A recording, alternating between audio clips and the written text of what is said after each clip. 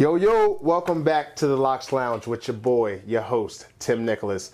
Tonight I'm super excited because I'm in Baltimore, Maryland, my hometown. Listen, I always talk about Philly. Look, Philly is a city that made me, but Baltimore is a city that raised me, so I got nothing but love, man.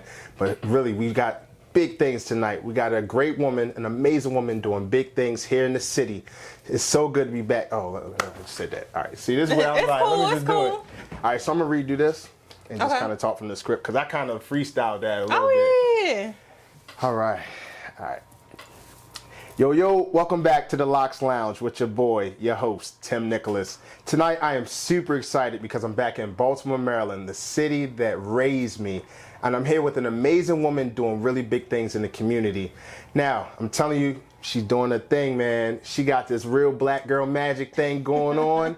But she is a newcomer to the show. So I'd like to introduce you to Shaney Vandiver. Vandiver. It's cool. Vandiver. I'm sorry. Yeah, it's cool. So tonight we have a great show on tap. We have a newcomer to the show. So her name is Shaney Vandiver.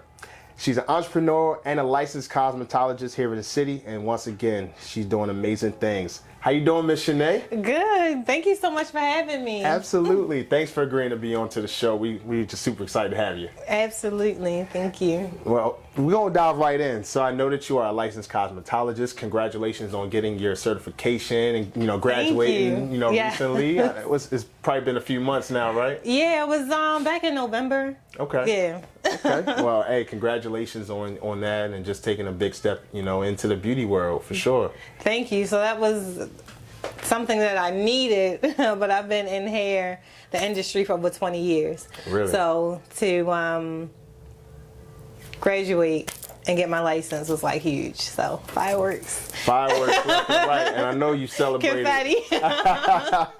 I know you celebrated big time too. Well, we're gonna just dive right in. I mean, I know that you're amazing at what you're doing, and I'm telling y'all, I gotta get her to hook me up a little something later because she's doing a thing for real.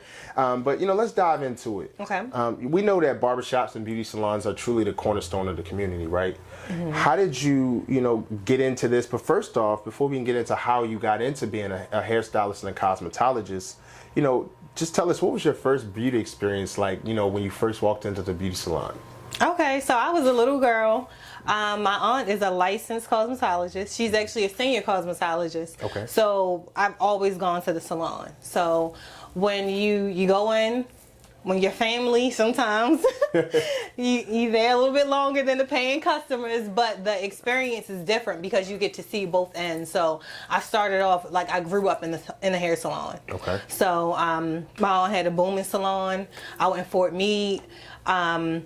Then she had a salon in Baltimore, so pretty much I grew up in the hair salon. So from day one, not only did I get the business, I got the hairstyle, I got the fun, got to hang out to see what the life is like inside of the hair salon. Okay. So I got the full package from like day one. Day one, and you just been doing it since day one. Yep. Man, that's so that was a blessing. I got the full package early on. Yeah, absolutely. And I've seen your work, and you've just done an amazing job. So I mean, while you might have gotten your certification in November, I mean, you're not new to this game. You've been in this game for a long time, since you was a kid, toddler, it seemed like, Yeah.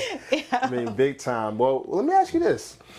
Do you believe that beauty salons still have an impact on the community today with our younger generation? Do you still think it's still prevalent like it was for us back in the day? Yes, I do. Because I think the way you look, hairstylists have they pretty much control how you look, how you see yourself. Your hairstyle can make or break your day. A haircut can make or break your week. Yes. We can be messed up. So right. I think that it's a confidence builder how you look. I will say the biggest difference is, like, right now we're in a suite. This wasn't a thing when I was young. So when you went to the hair salon, you were around several hairstylists, several barbers. So I think that's the thing that's different. You are more in a controlled atmosphere, but I definitely think your hairstylist is like your biggest confidence booster. Yeah. So yes. So it's different, but yes. Okay. I tend to think that it's somewhat the same. I do think that the presence and the impact is still the same too.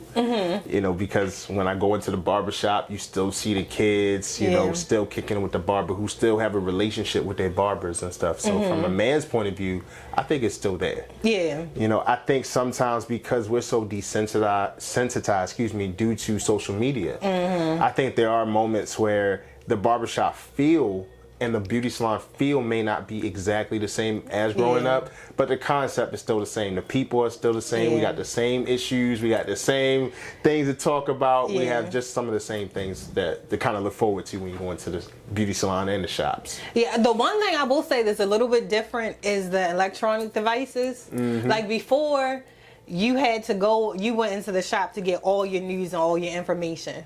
Like hairstylists were kind of like expected to know everything. Like you go in and you, from all day long, you talking about what's happening, whether it be locally or like in the news. So now it's like with the mobile devices, like the kids on the phone, where before they had to go and get a coloring book, or they had to go get the toys that was in the corner. So that's the thing that's a little bit different. They kind of like, the kids were kind of like play if a salon, you know, allowed children in there. So that's the only difference. Sometimes people kind of, you know, sit in their phones and they're doing their work, where before it was like you talk to everybody that was in the salon because that was your entertainment, you know, while you got your hair done. That's real. So that's the difference. Because they do a lot of this now, you know. Where before you had to talk. Whoever you sat next to the dryer, y'all talk.